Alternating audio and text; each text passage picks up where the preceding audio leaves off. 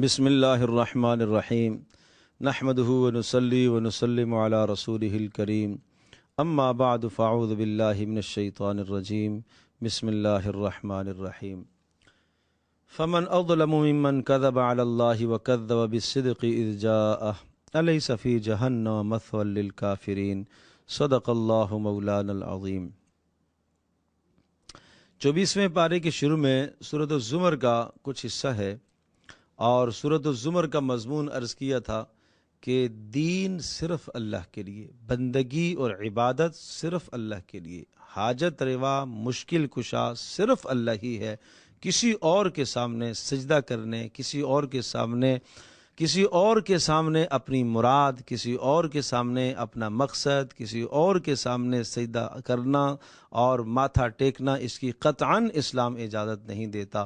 اب فرمایا فمن اظلم ممن کذب علی اللہ، اس سے بڑا کوئی ظالم ہو سکتا ہے جو اللہ پر جھوٹ باندھے۔ اللہ پر جھوٹ باندھنے کا مطلب جس چیز کا اللہ نے حکم نہیں دیا وہ اللہ کی طرف منسوب کرے۔ وَكَذَّبَ بِالصِّدْقِ، حق بات کو جھٹلائے۔ جو رسول اللہ صلی اللہ علیہ وسلم دین لے کر آئے ہیں اس دین کو زبان سے جھٹلائے، عمل سے جھٹلائے، یہ کتنا بڑا ظالم ہے۔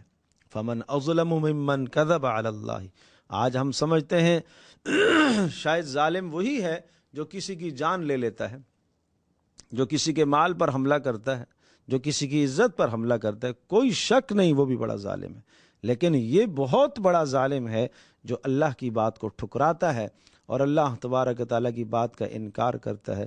الیس فی جہنم مثوی للکافرین، کیا جہنم کافروں کے لیے یہ ٹھکانہ کافی نہیں ہے؟ اللہ پاک ہم سب کی حفاظت فرمائے۔ اور اس کے بعد اللہ پاک نے توحید کے بڑے دلائل ذکر فرمائے ہیں۔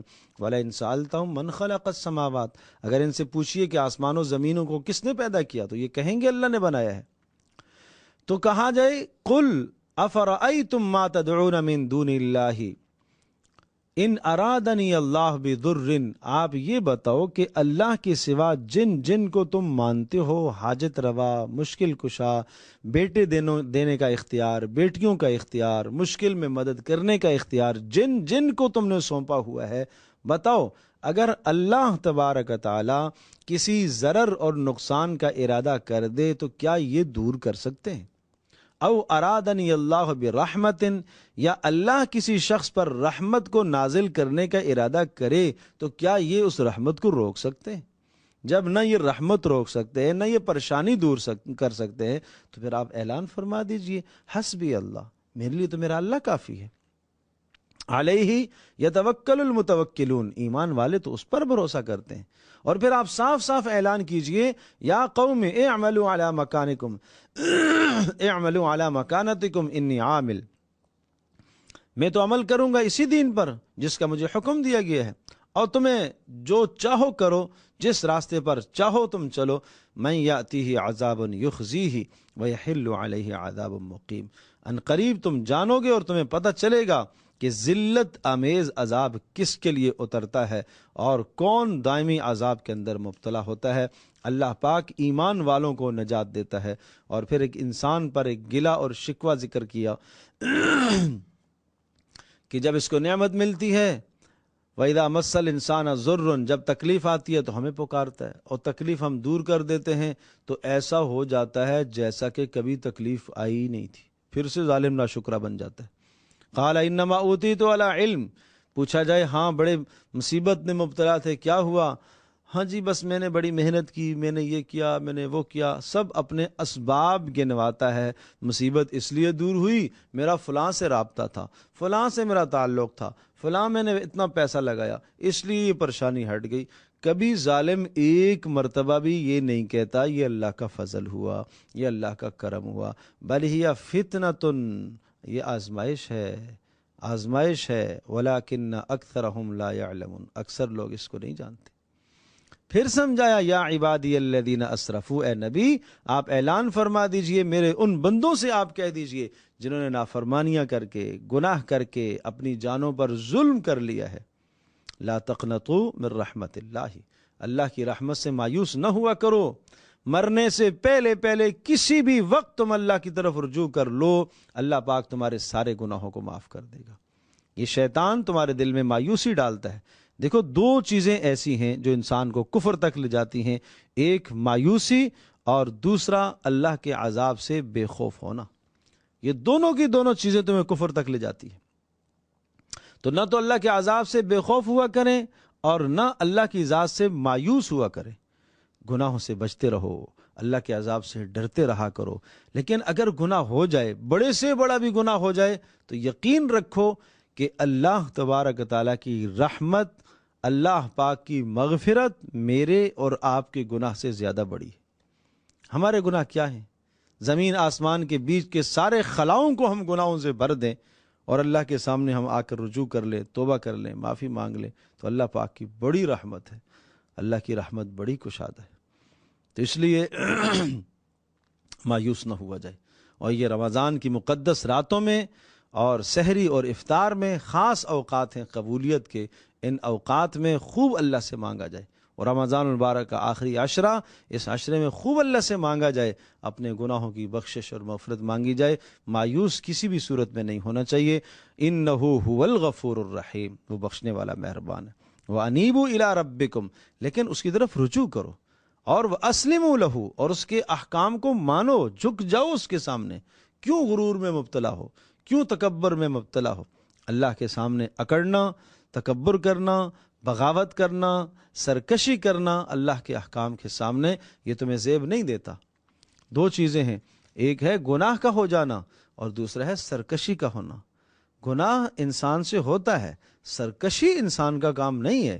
یہ شیطان نے سرکشی کی تھی، بغاوت، نہیں مانتا ہوں آپ کے حکم کو، ٹھکرانا، یہ سخت گناہ کی بات ہے۔ ایک آدمی اللہ کی نافرمانی کر بیٹھا، دل و جان سے کہ یا اللہ مجھے نہیں کرنی چاہیے تھی، مجھ سے ہو گئی، تو مجھے معاف فرما دے، تو اللہ پاک درگزر کر دے گا۔ لیکن ایک آدمی گناہ کر کے ڈھٹائی کرے، میں ٹھیک کیا، اور اپنے گناہ پر جواز کے دلائل پیش کرے، میں نے صحیح کیا، یہ کتنا بڑا ظلم ہے۔ ایک گھر کے اندر اگر ایک باپ کسی بات کا حکم دیتا ہے اور بیٹا کہتا ہے نہیں مانتا ہوں آپ کی بات کو، یہ تو بغاوت ہے۔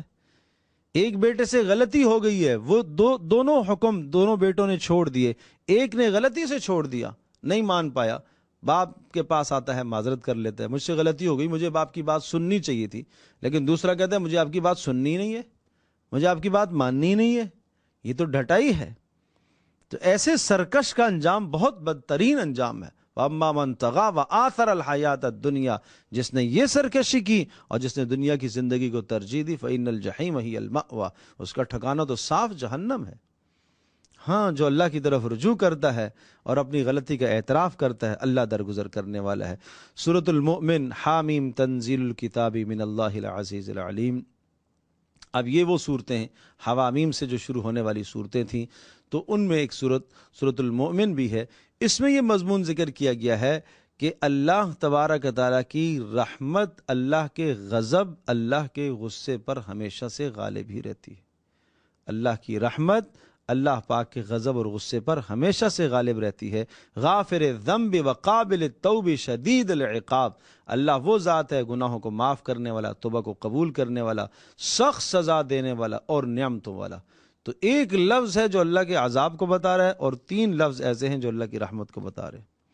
اور پھر ساتھ ساتھ سمجھایا کہ حق اور باطل کا معرکہ رہے گا، تمہیں حق کو لے کر خوب ڈٹنا چاہیے، اور سامنے سب سے طاقتور قوم بھی تمہارے سامنے آ جائے، سپر طاقتوں کے سامنے تمہیں ڈٹنا ہوگا، تمہیں استقامت اختیار کرنی ہوگی۔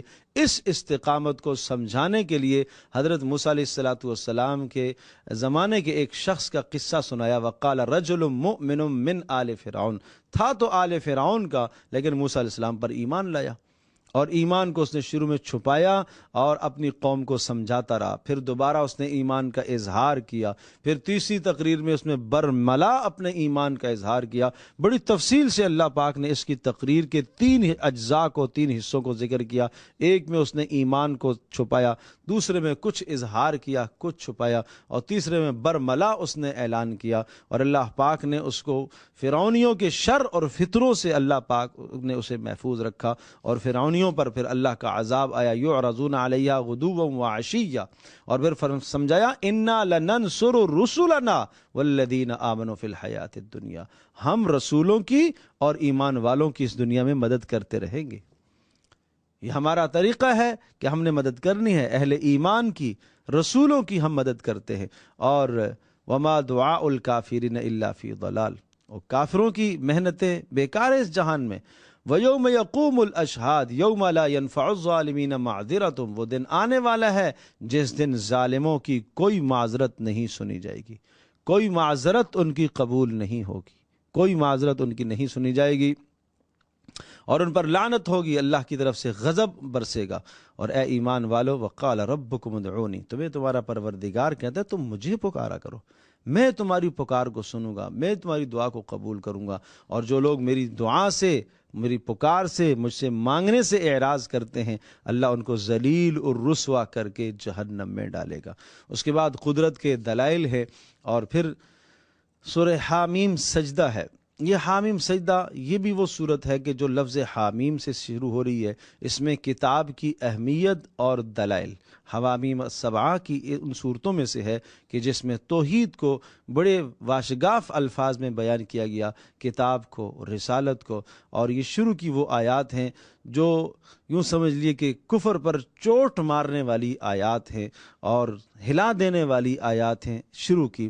اور پھر اس کے بعد جو ہے وہ قیامت کا وہ منظر ذکر کیا گیا ہے کہ جس دن انسان کے اعضاء اس کے خلاف گواہ ہوں گے۔ وہ وقت یاد کرو جس دن انسان کے اعضاء اس کے خلاف گواہ ہوں گے، اور یہ کہے گا کہ اے اعضاء، اپنے اعضاء کو خود خطاب کر کے کہے گا کہ تم نے میرے خلاف کیوں گواہی دی ہے؟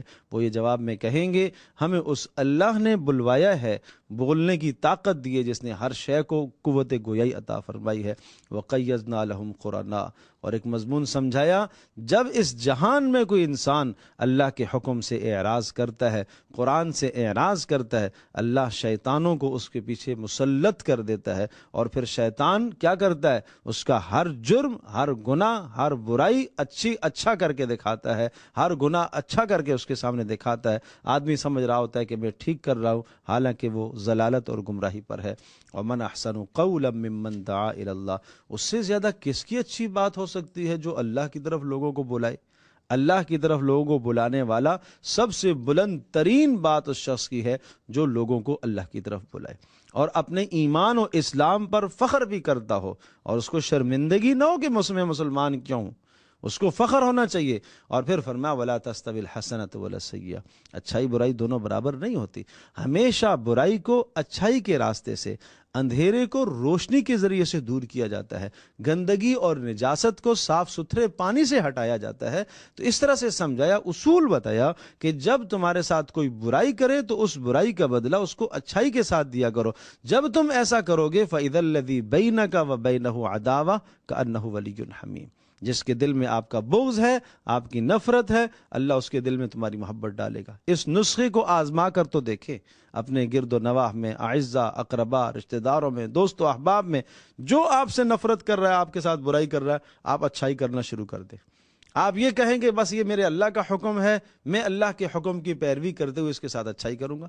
لیکن ساتھ سمجھایا وَمَا يُلَقَّاهَا إِلَّا الَّذِينَ صَبَرُوا، یہ خصلت اور یہ خوبی اللہ ان کو دیتا ہے جو صبر کرنے والے ہوتے ہیں، اور جن کو یہ خوبی مل جاتی ہے ان کو اللہ پاک بہت بڑا اجر عطا کیا کرتا ہے۔ اور پھر بھی سمجھ، ایک مزاج، انسان کے مزاج کی رعایت رکھی ہے کہ اگر جب تم اسے درگزر کرو اور اس کی برائی کا بدلہ تم اچھائی کے ساتھ دو، تمہیں شیطان وسوسے ڈالے گا۔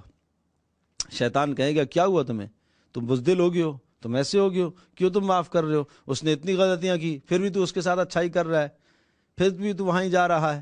یہ شیطان وسوسے ڈالے گا۔ آپ اس موقع پر کیا کہو؟ اعوذ باللہ من الشیطان الرجیم، اعوذ باللہ من الشیطان الرجیم، اللہ کی حفاظت مانگو، اللہ کی پناہ میں آ جاؤ۔ شیطان کے شر سے، نفس کی شرارتوں سے تمہیں اللہ ہی بچا سکے گا، اور ہر آن ہر گھڑی تم اللہ کے محتاج ہو۔ اللہ تبارک تعالی ہم سب کے لیے سمجھنا عمل کرنا